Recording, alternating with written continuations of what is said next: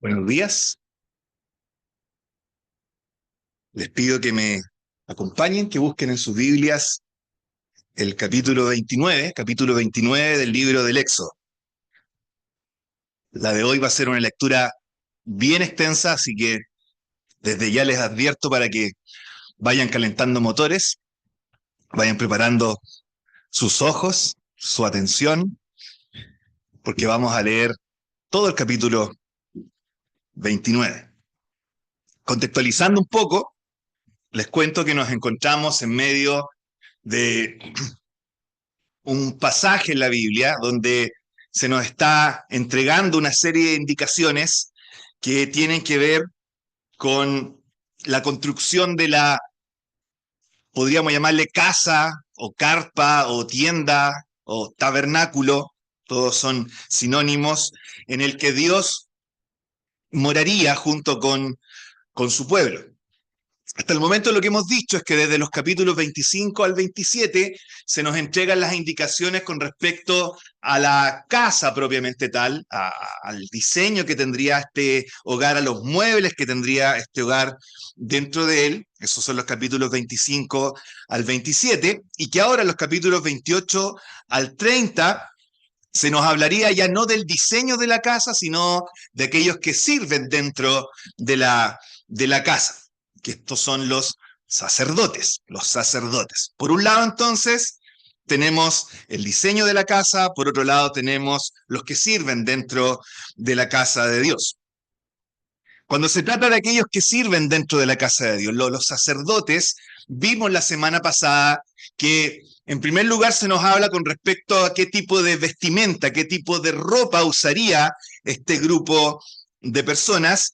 Y ahora en el capítulo 29, que es el que vamos a ver hoy día, vamos a hablar de los sacerdotes propiamente tales. O sea, ya hablamos de lo que tendrían que vestir, ahora vamos a hablar de los sacerdotes propiamente tales, específicamente de cómo estos sacerdotes serían ordenados o investidos o iniciados en sus funciones o en su labor. Esta es como su ceremonia de investidura, por así decir. Un capítulo bastante sangriento, la verdad. Sería el terror de cualquier vegetariano, pesetariano o animalista que pudiera estar en esta sala y se atreviera a leerlo, pero está bien que así sea. Después de todo, una de las labores de las escrituras es que tomemos nuestras nociones preconcebidas, las amoldemos a la verdad de un Dios que es mucho más justo y misericordioso que lo que a veces nosotros mismos pretendemos ser. Así que, sin más demora, vamos a leer. No me digan que hay una gotera. ¡Qué terrible! Ese fue el terremoto. Muy bien.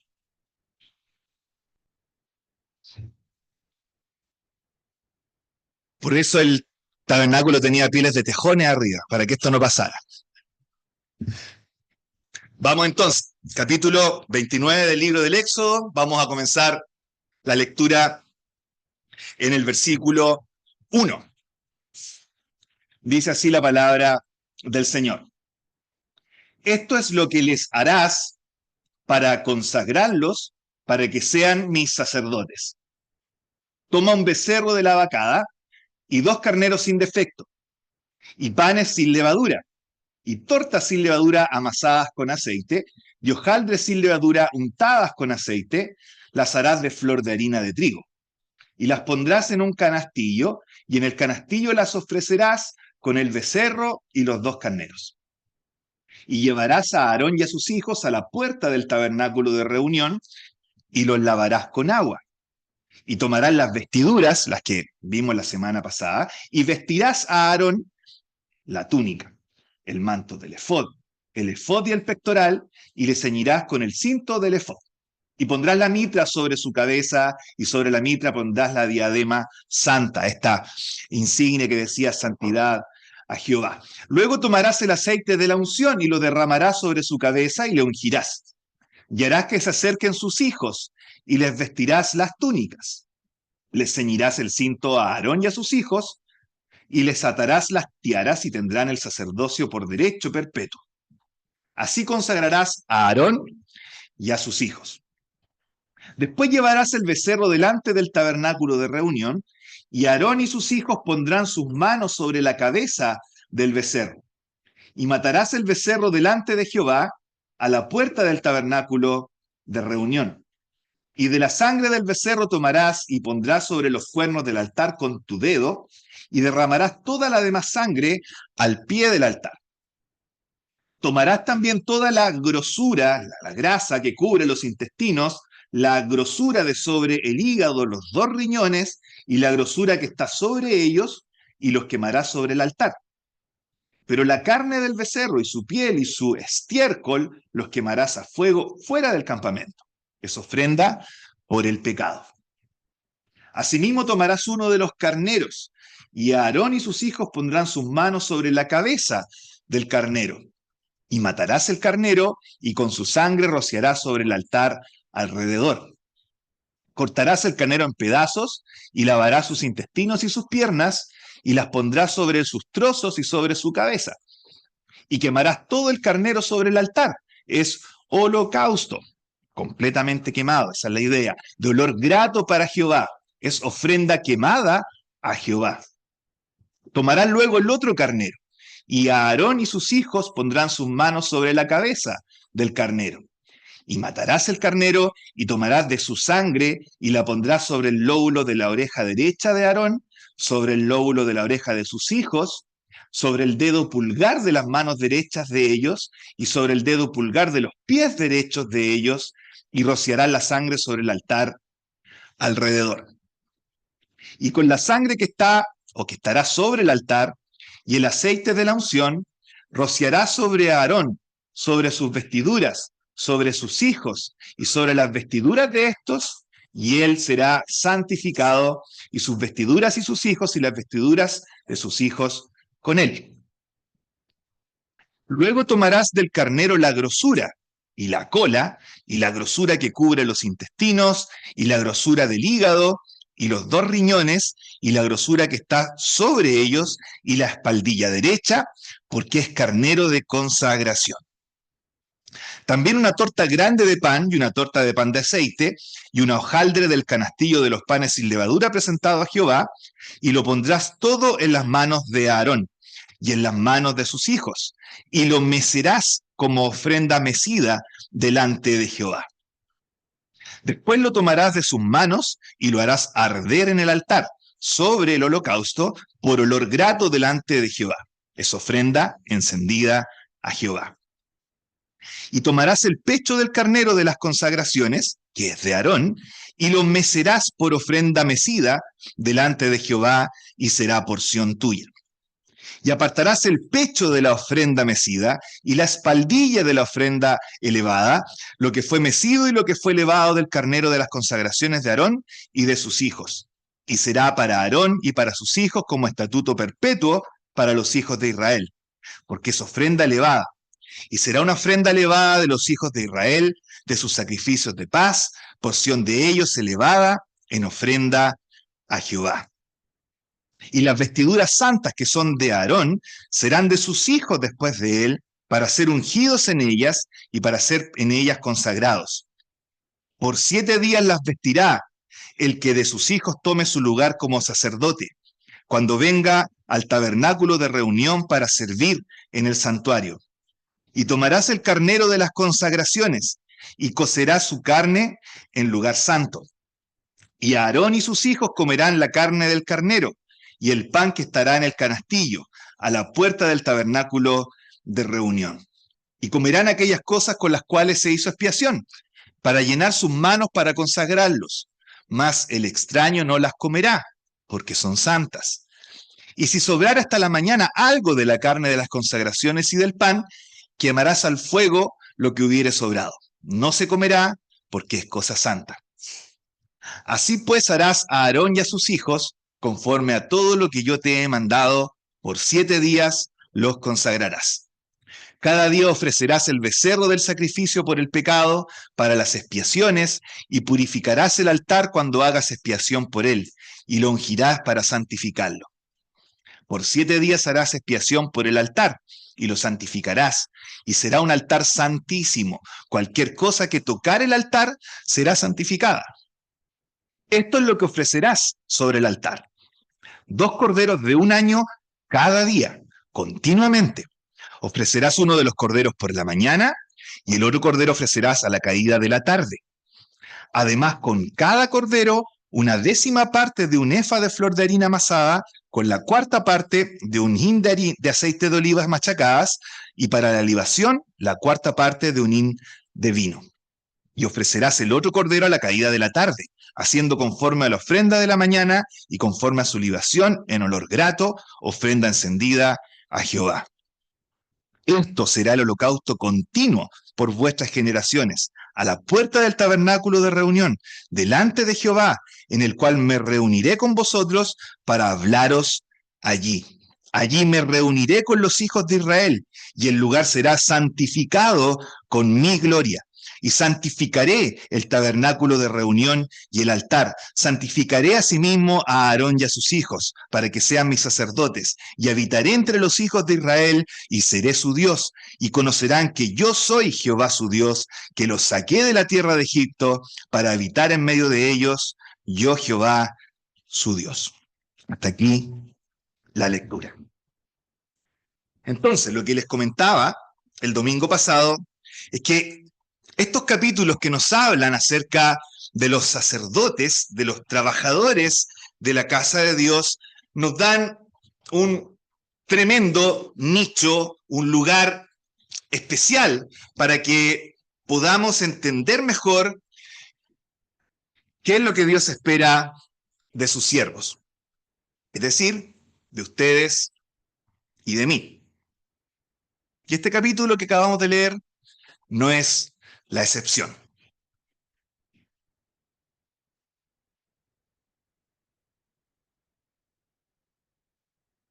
Creo que algo se mojó por allá, poquitito.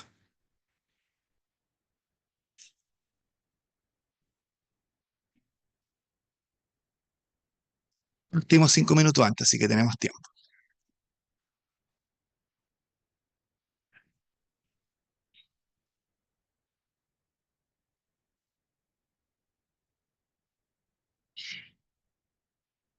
Muchas gracias, Carlito, y compañía.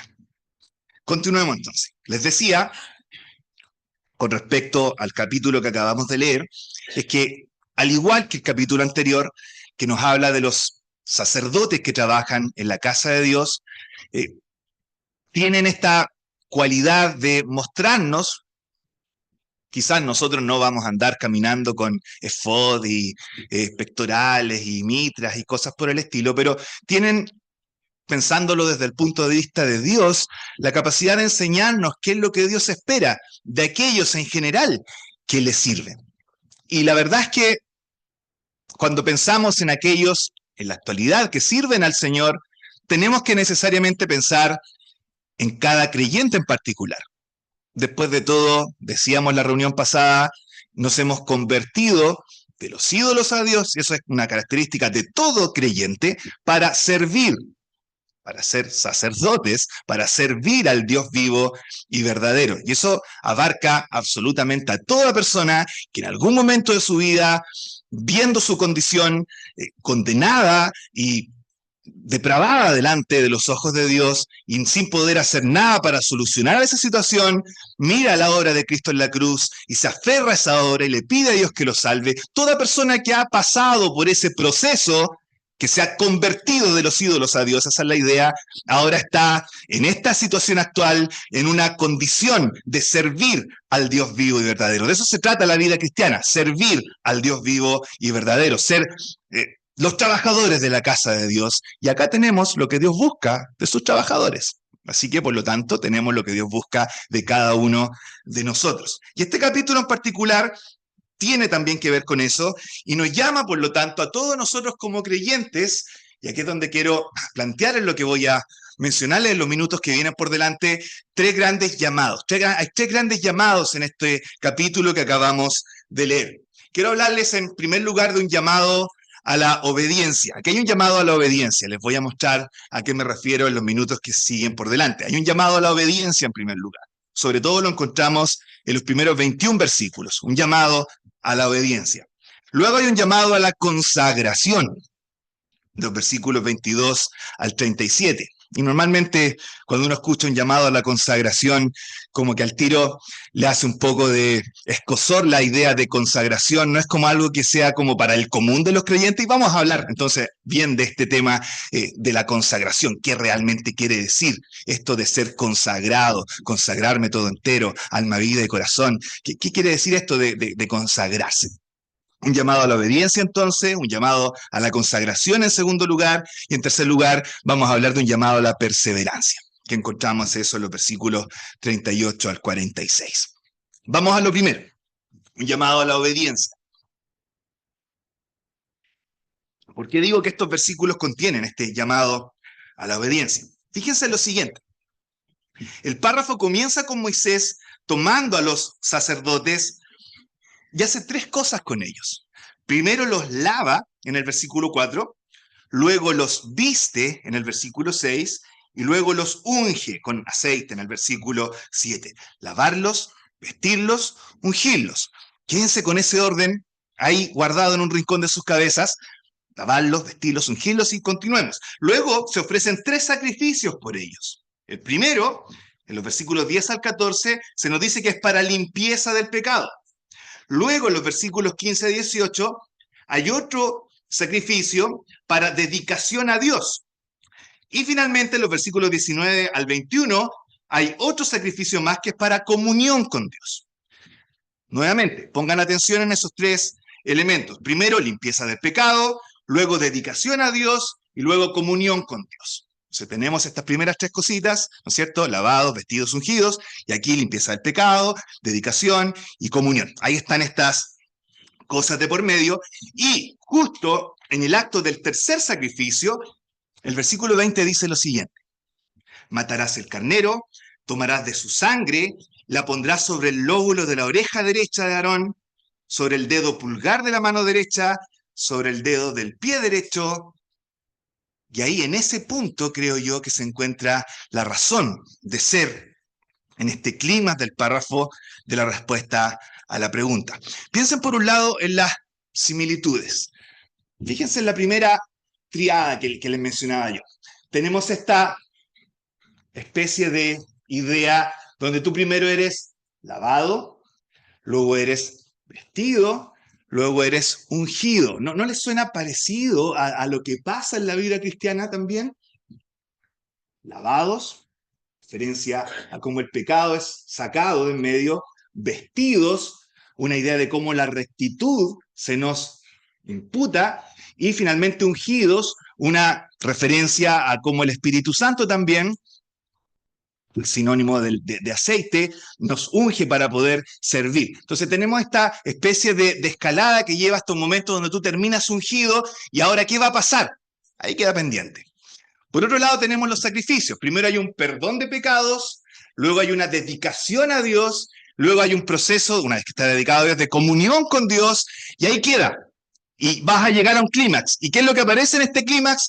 Un sacerdote agarrando sangre o pintando la oreja y los dedos y los pies de alguien. Entonces, la idea que quiero que les quede en la cabeza es esa. Hay un proceso de rituales que te llevan a un punto clímax, que es este de acá, donde hay un sacrificio y la sangre de ese sacrificio se le aplica a esta persona. Las orejas, las manos y los pies. ¿Qué quiere decir eso? ¿Qué significa esta administración de sangre? Bueno, lo primero es que es sangre de un sacrificio. Y ese sacrificio se está aplicando a una persona. En otras palabras, al ponerle sangre de un sacrificio a una persona, lo que se está intentando decir es que lo que le pasa a ese sacrificio está conectado con lo que le pasa a esa persona. El sacrificio, por un lado, es un animal que está dedicado a Dios. Y por lo tanto, si tú te identificas con eso, lo que estás intentando decir es que esta persona también está dedicada a Dios, ¿verdad? Eso es lo primero y lo más básico que podemos entender. Pero en segundo lugar, que la aplicación de sangre sea desde tu cabeza hasta tus pies, Es muy similar a la idea que tenemos nosotros ahora, ¿verdad? De la cabeza a los pies. Es que tu ser entero va siendo dedicado a Dios. La idea acá es que el sacerdote, cualquiera que sirva al Señor, debía obedecer al Señor de pies a cabeza. No hay área en tu vida que pudiera quedar fuera de liberarse o de eximirse de la obediencia a Dios. Y si te parece muy general eso, entonces están los lugares específicos. Primero se toca tu oreja, implicando que tus oídos están dedicados en obediencia a Dios, a que tu vida debiera estar dedicada a escuchar lo que Dios dice y a obedecer lo que Dios dice. Tus manos están dedicadas a Dios también, implicando que estás llamado a una vida de obediencia y de actos externos en tu vida que pudieran dedicarse también a Dios. Y tus pies finalmente también están tocados, identificados en esta obediencia, indicando que tu vida entera, tu caminar diario, las decisiones que tú tomas en el día a día, debieran estar también abocados a una obediencia a Dios también. Todo esto, en corto, es lo que Dios espera de sus sacerdotes. Por eso todo este ritual de lavar, de ungir, luego de ofrecer sacrificios y de con la sangre de sus sacrificios tocar diversas partes. Lo que quiero, dice el Señor, en pocas palabras, es obediencia. Aquellos que me sirven, les requiero obediencia completa y total, de los pies a la cabeza. Y aquí es entonces donde no nos gusta mucho este pasaje de Primera de Pedro, donde se nos dice que somos un reino de sacerdotes. Aquí es donde no nos gusta mucho que Lutero haya dicho y haya afirmado que todos los creyentes somos sacerdotes, el sacerdocio de todos los creyentes. Aquí es donde nos empezamos a alejar un poco de la idea de que en realidad todo aquel que cree en Cristo está llamado a servir a Cristo, porque si esto se requiere no de un grupo especial que es el clero que está ordenado como ministros con esta cintita blanca acá arriba, sino que somos todos los creyentes los que estamos llamados a esto, la cosa se pone un poquito más difícil, ¿verdad? Pero así es. Eso es lo que Dios busca de aquellos que son suyos. Obediencia. Obediencia completa y total. Tú y yo como creyentes, por el hecho de ser justificados por la sangre de Cristo, también somos llamados a una vida de obediencia. Y eso es entonces el primer llamado que se nos hace en este pasaje. Ok, obediencia. Pero la cosa sigue. Yo les decía, no solamente que hay un llamado a la obediencia, sino también a la consagración. Veamos de qué se trata este llamado a la consagración. Fíjense que en los versículos 22 al 28 tenemos esta acción que de repente a nosotros nos parece un poco grotesca de agarrar grasa, la grasa del animal, en las manos y moverla en el aire. Llenarte las manos de grasa del animal sacrificado y moverlo en el aire. Y uno dice, ¿qué significará esto? ¿Por qué esta acción? ¿Por qué se hace que este tipo de símbolos aparezcan dentro de la ordenación de un sacerdote? Tiene que ver con lo siguiente. Resulta que en el idioma hebreo, la palabra que se utiliza como consagración literalmente significa llenar las manos. Eso es. No es consagración como consagrado, como se ve en el español. En el hebreo la idea es llene de manos. Manos llenas. Eso significa simplemente consagración. Por eso en el versículo 33, por ejemplo, se nos habla de llenar sus manos para consagrarlos. Ahí está la idea. La idea de consagración tiene que ver con manos llenas dentro del imaginario hebreo. Y si ustedes se fijan, luego todo tiene que ver con consagración. Por eso el versículo 29 habla de vestir cierta ropa para ser en ellas consagrados. Por eso luego el versículo 33 habla de compartir una comida para llenar sus manos para consagrarlos. Por eso el versículo 35 se nos muestra todo un proceso de ordenación durante 7 días, porque por 7 días los consagrarás. ¿Se fijan? Una y otra vez se habla de esto de buscar ser consagrados. Y acá es donde uno como que se aleja un poco de esta realidad, porque no sentimos honestamente que esto de consagración sea un concepto muy para nosotros. Quizás pudiera concordar con algunos pocos creyentes hiper, super, ultra espirituales que dedican su vida a las cosas del Señor, ellos son los consagrados. Y el resto de los creyentes somos los normalitos, pues los que no somos tan así hiperespirituales, esos somos los no consagrados, que igual nos vamos al cielo, igual el Señor nos ama, igual vivimos vida cristiana lo mejor que podemos, pero ya están esos otros que son los especiales, los distintos, los consagrados. De repente tenemos esa idea, ¿verdad? Dividimos en dos a la vida cristiana. O, por otro lado, tendemos a pensar en los consagrados como estos creyentes medios mojigatos que se creen como muy santitos, pero que todos les conocemos su yeyita en el fondo, y claramente tampoco yo soy de ese tipo de creyente, ¿verdad? Porque no seré muy espiritual, pero tampoco soy mojigato. Y ahí entonces están los consagrados como una expresión que no nos afecta muy de cerca, que no nos llama mucho la atención, porque claramente yo no puedo ser ese grupo de creyentes ultra hiperespiritual, pero tampoco ser de este otro tipo de creyente hipócrita, mojigato, que se cree espiritual, pero que en el fondo no lo es. Y entonces lo que necesitamos urgentemente, si lo vemos desde esa perspectiva, es sacarle esa connotación hiperespiritual o mojigata al término consagración, porque no lo tiene, y este pasaje especialmente nos da una herramienta para sacarle esa noción a la palabra. Y es esta idea que les expresaba recién, de tomar grasa en tus manos y moverla en el aire delante de Dios. ¿Por qué se hace esto? ¿Qué tiene que ver esto con consagración? Yo creo que la idea es muy simple y probablemente todos ustedes la entienden. ¿Qué pasa cuando tú estás tan ocupado con algo que no tienes tiempo para nada más? ¿Qué dices? Estoy con las manos llenas, ¿cierto? Es la expresión que lo usamos. Estoy con las manos llenas, no, como dice la mamá de repente, no tengo 4 brazos para hacerte todo, estoy ocupando mis 2 brazos para hacer lo que necesito hacer y déjame tranquilo, déjame tranquila. La idea es esa, estoy tan de lleno, metido en cierta actividad, que mis manos están llenas con esto y no tengo tiempo para nada más. Bueno, esa es la idea de consagración. Simple y llanamente es eso.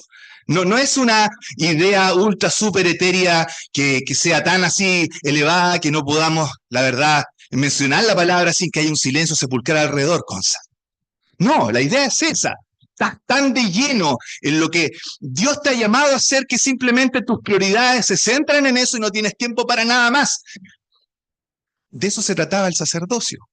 Tus manos llenas en servicio a Dios, de forma tal que la prioridad en tu vida era justamente hacer lo que a Dios le agrada y no lo que a ti te agrada o al resto le agrada. Y esa es justamente la idea también cuando se trata de nuestra vida cristiana. Cuando se nos llama a la consagración, no se nos está llamando a vivir como creyentes casi que andan levitando durante las 24 horas del día. No, la idea es que si vas a ser creyente, sé creyente, juégatela. Juégatela toda, no te quedes con cartas bajo la manga por si es que no funciona. Si vas a vivir la vida cristiana, si has creído en Cristo, vive como creyente al 100%. Eso es consagración, nada más que eso. No te quedes ahí en el local con una pata afuera y una pata adentro por si es que no me gusta mucho y tengo que salir. No, aquí, primera fila, juégatela toda por el Señor. Esa es la idea. No tengas una puerta de salida porque si es que no te gusta la vida cristiana. Quédate. Con todo, al 100%. Eso es consagración. Nada más y nada menos. Consagración. Eso se le llama a un creyente dentro de la vida cristiana. De repente tenemos esa actitud, ¿verdad? No, es que me gustaría estar en una iglesia, ser miembro de una iglesia, pero tampoco tan comprometido. Hay término medio, ¿no es cierto? Después de todo, la mayor virtud es tener una actitud equilibrada. Tenemos esa idea, ¿no es cierto? Es que tener una actitud equilibrada. No voy a ser un ateo, pero tampoco un fanático. Actitud equilibrada. ¿Saben cómo le llama Dios a la actitud equilibrada? Actitud nauseabunda. Así le llama Dios a la actitud equilibrada que tanto nos gusta a nosotros. Actitud nauseabunda. Ojalá fueras frío, ojalá fueras caliente. En otras palabras, ojalá fueras definido en tus cosas. Pero como no eres definido, como eres indefinido, como eres tibio, te vomitaré de mi boca. Me dan náuseas. Fíjense, Dios quiere gente comprometida, al 100%. Si Cristo se dio a sí mismo, créeme que fue al 100%. Pagó el infierno que tú merecías. No se quedó con una patita un poquito atrás para ver si no le gustaba mucho el sufrimiento, a ver si podía bajarse de la cruz. No, al 100%. Lo mínimo que Él espera de ti es que estés con Él al 100 también. Creyentes comprometidos. Un llamado a la consagración. Eso es lo segundo que nos muestra este pasaje. Vamos a lo tercero. Hemos hablado de un llamado a la obediencia, un llamado a la consagración. Veremos ahora un llamado a la perseverancia. ¿A qué me refiero con esto? Vamos a ver. Para este tercer y último segmento quiero que me acompañen a los versículos 38 al 46. Ahí nos vamos a sentar, a los versículos 38 al 46.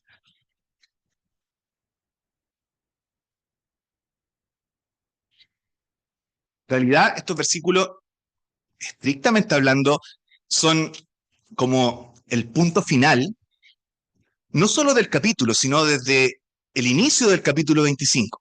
Luego vamos a ver el próximo domingo, si Dios quiere, que lo que viene a continuación en el capítulo 30 son como ciertos apéndices que quedaron pendientes. Ahí vamos a ver de qué se trata y por qué quedaron pendientes, pero el clímax, el punto final, la guinda de la torta del pasaje está en los versículos 38 al 46. De hecho, acá nosotros no lo vemos en nuestra Biblia, que está toda escrita como a corrido, seguido, pero desde el versículo 43 en adelante, los que más conocen y cachan de hebreo, saben y nos dicen que el pasaje está escrito en forma de poema. No es simplemente escritura, hay un verdadero poema al final, desde el versículo 43 en adelante, que termina dándole como el broche de oro a todas las indicaciones que da Dios sobre su casa. ¿Y qué es lo que nos dicen estos últimos versículos? En pocas palabras, lo que Dios termina diciendo es que la santidad o la consagración o lo especial que tendría todo en el tabernáculo no iba a depender de lo que las personas hicieran en él, sino de lo que él hiciera en el lugar. Por eso termina diciendo, yo santificaré, dice el Señor. El lugar será consagrado por mi gloria, dice el Señor. En otras palabras, no son ustedes los que le darán lo especial a este lugar. No se preocupen por eso. Yo lo voy a hacer, yo santificaré, yo pondré mi gloria en este lugar y eso es lo que lo hará distinto, especial, diferente. Sin embargo, ¿sabes lo que es notable de todo esto? Lo notable es que justo antes de este poema, desde el versículo 38 en adelante, tenemos esta instauración de sacrificios continuos que iban a tener que ofrecerse 2 veces al día, todos los días, para siempre. Mientras hubiera tabernáculo, mientras hubiera templo, iba a haber que ofrecer 2 sacrificios todos los días, mañana y noche, independiente de las circunstancias, independiente de lo que pasara. 2 corderos al día, todos los días, permanentemente, por el resto de las generaciones. Cada día exactamente igual al anterior. ¿Por qué quiero mencionar esto? Piensen ustedes y pónganse en la situación de alguien que fuera, entre comillas, un sacerdote. 2 sacrificios todos los días. Quizás la primera semana iba a ser emocionante, ¿verdad?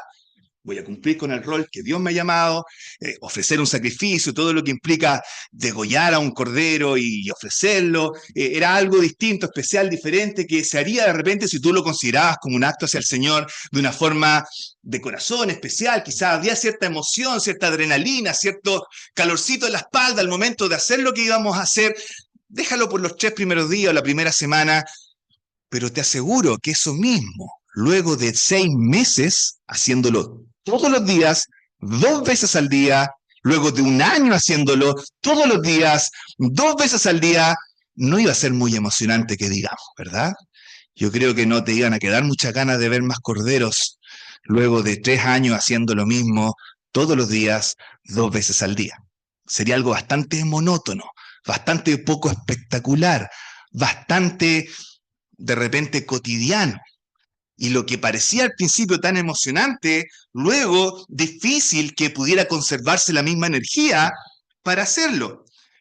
Es como un médico que tiene que escribir todos los días paracetamol en la receta. Al principio, claro, recién egresado, tú escribes paracetamol y casi le pones mayúscula a la P y te aseguras que tenga la C. Casi una obra de arte tu receta.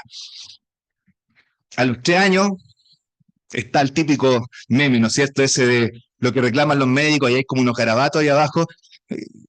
Es por eso, es por lo cotidiano. Solo por eso la letra fea, no por otra razón, por si estaban preguntándose. Pero es lo mismo, lo cotidiano de una acción que se repite una y otra vez hace que pierdan muchas veces la emoción por hacerlo. Y acá justamente eso es lo que probablemente iba a pasar. Pero entonces, justo después de eso, aparece Dios diciendo, no depende de ti. Yo voy a santificar con mi gloria. Yo voy a ser el que va a hacer de todo esto algo especial. Yo voy a ser el que va a hacer de todo esto algo distinto. Tú preocúpate de perseverar, de seguir haciéndolo. No necesito que sientas un calorcito en la espalda cada vez que sacrificas un cordero, sacerdote o sumo sacerdote. Lo que necesito es que lo hagas y lo sigas haciendo y perseveres haciendo, porque el que se va a encargar de que esto sea algo especial soy yo, no tú. No quiero un corte de torero cada vez que haces un sacrificio, quiero que lo hagas, que te mantengas haciéndolo y persistas haciéndolo y que te comprometas haciéndolo persistentemente. ¿Vas notando la de repente aplicación que va para nosotros también? Sí, de repente la vida cristiana cuando recién nos convertimos es emocionante. Sí, de repente cuando tenemos que hacer un nuevo servicio, es muy emocionante. Pero les aseguro que todos acá en esta sala que somos creyentes hemos llegado a ese punto donde ya no hay calorcito en la espalda, donde ya es más fácil dejar de hacer las cosas que estamos haciendo de manera cotidiana que seguirlas haciendo, donde ya la cosa empieza a ser una carga más que una bendición. Ese es el punto donde el Señor te dice, hay un compromiso que seguir. Aunque no haya calorcito en la espalda, síguelo haciendo, persevera haciéndolo. No te preocupes, porque el que pone el sello especial en esto soy yo, no tú. Tú persevera, tú sigue, tú no abandones, porque eso es lo que va a ser destructivo finalmente para ti. Van a haber momentos donde vamos a sentirnos más cerca del Señor a través de lo que hacemos o de lo que le servimos, por supuesto que sí. Van a haber momentos donde no vamos a sentir esa cercanía, por supuesto que sí. Pero ese no es el punto. Tú no lo haces para sentirte rico, sentirte rica por dentro. Tú lo haces porque el Señor lo merece. Y el Señor siempre lo merece, aunque no nos sintamos emocionados al respecto. Un llamado a la perseverancia. Eso es lo tercero que nos muestra este pasaje. ¿Saben? Creo que estas son muy, muy buenas noticias, sobre todo para nosotros y nuestras vidas cristianas poco interesantes que vivimos a veces, ¿verdad? Y un hermano que se llama Matt Chandler, y una vez dijo lo siguiente, me gustó mucho, por eso lo comparto con ustedes. Es un poco extenso, pero pongan atención porque es muy real. Él dice, la mayoría de las cosas hermosas que Dios hará en tu vida, las hará a través de un largo periodo de tiempo con un proceso que parecerá extremadamente cotidiano, amando a nuestras esposas, amando a nuestros hijos, resistiendo hábitos pecaminosos, cultivando hábitos santos y manteniéndonos fieles en reuniones aburridas. Él era el expositor de su iglesia, se estaba poniendo el parche en telaría, no lo sé, pero él decía, permaneciendo fieles en reuniones aburridas es parte de lo cotidiano que muchas veces estamos llamados a hacer. ¿Por qué? Porque cada vez que nos congregamos, sabemos que imperceptiblemente y en una medida muy pequeña, el Espíritu Santo moldeará algo dentro de nosotros, pero eso mismo, durante años y años y décadas, es lo que finalmente va a lograr el cambio en nuestras vidas. Quizás no lo vamos a sentir en forma crítica en una gran reunión donde seamos transformados de la noche a la mañana. Puede pasar, por supuesto que puede pasar, pero en la mayoría de los casos no va a pasar. Son esos pequeños cambios en una vida de fidelidad que el Espíritu Santo va haciendo de forma imperceptible en tu vida, que a la larga te transforman a la imagen del Señor Jesús. Así que hermano, hermana, persevera. Sigue con tu vida. A lo mejor tu vida va a tener situaciones espectaculares que harían el deleite en alguna reunión de testimonios, de transformación de vida, y muy bien. Pero quizás tu vida va a ser bastante monótona y aburrida, capaz de hacer bostezar hasta el hermano más empático en una reunión de testimonios. No importa. Sigue ahí. El Señor lo merece. Un llamado a la perseverancia. En conclusión, el tabernáculo tiene que ver con Dios, el tabernáculo tiene que ver con nosotros, el tabernáculo tiene que ver con lo que hacemos delante del Señor.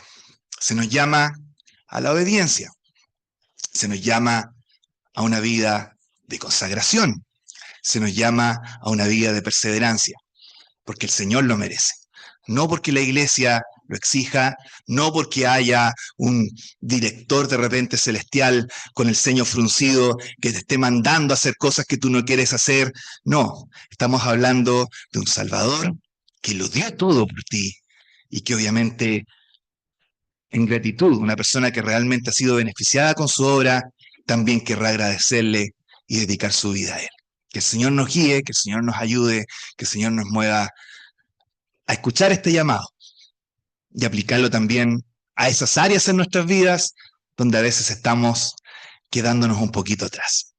Y si no, a continuar haciendo, a perseverar en bien hacer, como dice el escritor a los hebreos, si no me equivoco. Que el Señor bendiga su palabra. Vamos a cantar ahora para esperar a los alumnos de la escuela dominical.